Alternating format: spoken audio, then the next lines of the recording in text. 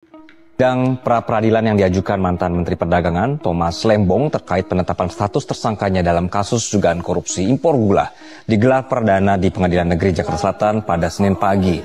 Dalam sidang ini, kuasa hukum Tom Lembong, Ari Yusuf Amir, membacakan poin gugatan dari kliennya. Dalam permohonannya, kuasa hukum keberatan atas ditetapkannya Tom Lembong sebagai tersangka kasus impor gula. Kejaksaan Agung sebagai pihak termohon dinilai telah menetapkan status tersangka terhadap Tom Lembong secara sewenang-wenang. Ari Yusuf Amir menambahkan bahwa saat penetapan tersangka, Tom Lembong tidak diberi kesempatan untuk menunjuk kuasa hukum sendiri. Ia juga menyebut penetapan ex-Menteri Perdagangan periode 2015 sampai 2016 ini juga tidak didasarkan dengan bukti permulaan yang kuat sebagaimana diatur dalam KUHP. Sidang akan kembali dilanjutkan besok dengan agenda jawaban dari termohon, dalam hal ini adalah Kejaksaan Agung.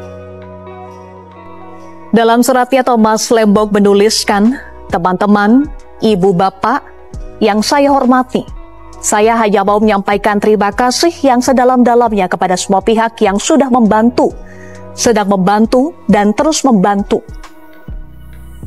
Juga kepada teman-teman, ibu bapak dan masyarakat yang terus mendoakan saya.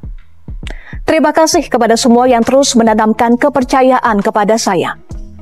Saya terus berupaya untuk kooperatif, positif, dan kondusif dalam rangka membantu mengungkapkan kebenaran dan menegakkan keadilan. Saya percaya masih banyak jaksa dan petugas kejaksaan yang bekerja keras dan secara profesional demi tegaknya keadilan. Saya terus mencintai Indonesia dan akan terus mengabdi pada Indonesia. Semoga Tuhan memberkati kita semua dan senantiasa membawa kita ke arah yang lebih baik. Kejagung sebut tak akan periksa 5 ex-Mendag yang lain. Jadi hanya Tom Lembong. Padahal disebutkan dalam tuduhannya itu terkait proses impor gula dari tahun berapa? 2015, 2014 sampai 2023.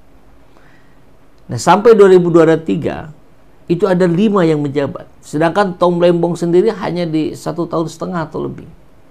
Tapi rupanya Kejaksaan Agung, Pak Teguh ya, nggak perlu katanya, nggak ada hubungannya. Padahal jelas-jelas itu, jadi alasannya sangat tidak masuk akal.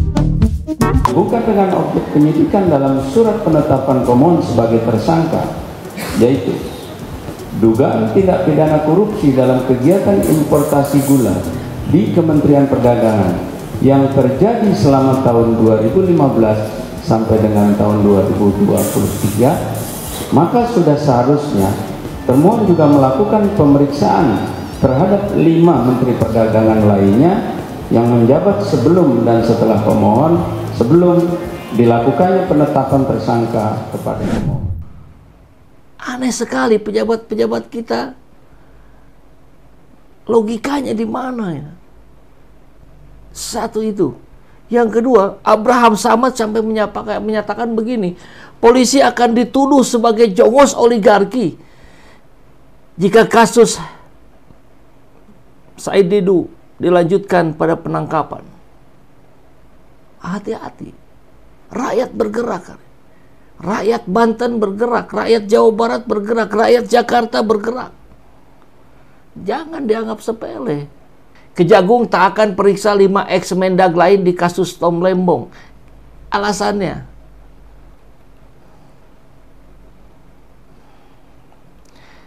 beralasan bahwa pemeriksaan terhadap Menteri Perdagangan lain itu tidak relevan dalam kasus Tom Lembong. Apa kasus Tom Lembong? Impor gula. Siapa yang impor gula? Kelima-limanya. Semua Mendag. Kalau 5 Mendag lain berarti 6 ya. Semua Mendag melakukan impor gula. Coba di mana? bahwa pemeriksaan terhadap 5 Menteri Perdagangan lainnya tidak ada kaitannya dengan penetapan pemohon sebagai tersangka. Kata Teguh dalam sidang pra-peradilan dengan agenda jawaban termohon di Pengadilan Negeri Jakarta Selatan. Justru Tom Lembong itu ditersangkakan karena kasus impor gula yang juga dilakukan oleh menteri lain yang jumlahnya lebih besar dari Tom Lembong. Ajaib ini namanya. Meski begitu, Teguh mengatakan, ini juga lucu nih, Kejagung tetap membuka peluang untuk memeriksa ex-Mendag lain jika terdapat cukup bukti. Lah, Tom Lembong aja buktinya nggak cukup, ditersangkakan. Ini alasan mau menetapkan atau memeriksa Mendag lain kalau cukup bukti. Jokowi tidak memberi teguran sekalipun kepada Tom Lembong. Apa artinya? Artinya jalannya bagus itu. Programnya disepakati, disetujui. Kan mudahnya begitu. Ya, saya hanya mau mengucapkan terima kasih untuk dukungan dan semua dari penasehat hukum, dari hakim, dan semuanya kami percayakan kepada Tuhan bahwa semua keadilan dan kebenaran akan terkuak. Dan saya tahu suami saya, dan dia selalu hanya ingin mementingkan untuk kebaikan dan juga untuk masyarakat luas, karena dia itu benar-benar hanya mementingkan orang lain biasanya, untuk kebaikan, tidak pernah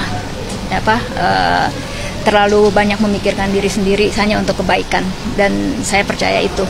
Kondisi Pak Tom Lembong di dalam tahanan gimana, Bu? Beliau sehat-sehat saja, dan seperti biasa dia emang disiplin ya. Jadi makanya saya tahu dia itu sangat disiplin, meticulous, rapi. Apapun yang dia tanda tangan, apapun yang dia itu selalu dibaca dan ditulis, dan semuanya rapih catatannya semuanya. Jadi kalau misalkan dia bilang ada bukti yang menyatakan otherwise, aneh gitu buat saya, kejanggal gitu, karena dia itu benar-benar sangat meticulous, rapi, dan semuanya teratur gitu. Jadi di dalam tahanan pun beliau juga tetap disiplin dan menjaga kesehatan gitu. Yang kritis yang ditangkap, kata Imam Nawawi, ya sepakat. Setelah dipolitisasi lalu dikriminalisasi, berarti benar dua-duanya ya. Hukum tebang pilih harus diseret nih orang-orang di MA. Wah, kok jadi ke MA? Ini masih di wilayah Kejagung. Tapi MA memang saya sepakat. Semua yudikatif. Jangankan yudikatif, legislatif, eksekutif, semua ini. Banyak yang nggak benar ini Pak Prabowo nih. Luar biasa ini, Anda dikelilingi orang-orang yang nggak benar. Hanya saja, kata dia, pemeriksaan itu dilakukan tanpa berkaitan dengan kasus Tom Lembong dan dalam berkas perkara yang berbeda. Jadi Tom Lembong ini dipisahkan gitu. Dispesialkan untuk disasar kesalahannya, kan begitu. Apabila dalam pengembangan penyidikan terdapat cukup bukti atas keterlibatan pihak lainnya, tentunya penyidik akan menindaklanjutinya. Ya, ini formal, semua pasti mengatakan begitu. Dengan penetapan tersangka yang untuk pembuktiannya tentu tidak menjadi satu berkas perkara dengan berkas perkara atas nama pemohon Thomas Trikasih Lembong. Sebelumnya, penasihat hukum Tom Lembong, Ari Yusuf Amir, meminta Kejagung tak tebang pilih mengusut kasus dugaan korupsi impor gula dengan memeriksa Mendag lain yang menjabat di periode 2015-2023. Betul, jangan tebang pilih, karena dalam surat resminya, nah ini nih yang menarik nih, penyidikan itu disebutkan 2015 sampai 2023. Dan Pak Tom hanya sampai 2016. Artinya ada dari 2016 sampai 2023 itu yang melakukan juga impor gula, bahkan angkanya jauh lebih besar. Berarti menteri selanjutnya harus diperiksa dong. Setidaknya terdapat 4 orang yang menjabat menteri di periode 2015-2023. Erlangga, Enggar Listiato, Agus Suparmanto, Muhammad Lutfi, dan Zulkifli Hasan. Wah, Zulkifli Hasan banyak banget itu ya yang diduga kasusnya. Tenang-tenang saja, karena dekat dengan kekuasaan, kan begitu ya. Allahu Akbar. Bagaimana respon publik menyimak ini? Nih, dikonklusikan. Satu, Teguh itu yang orang Kejagung tadi ya. Teguh bilang 5 menteri lainnya, sebenarnya 4 ya maksudnya ya, akan diperiksa bila ada bukti. Padahal pas mereka menuduh Tom Lembong korupsi aja buktinya masih ngalur ngidul.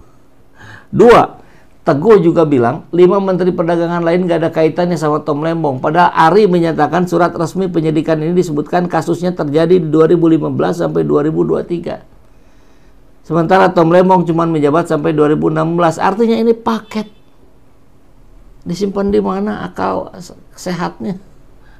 Akal bulus barangkali yang dipakai ya. Ya jelas berarti ada kaitannya sama menteri lain. Aduh, error banget ini. Nggak malu dibayar pakai uang rakyat tapi hanya melayani segelintir orang yang berkepentingan saja. Digaji uang rakyat tapi tidak membela rakyat.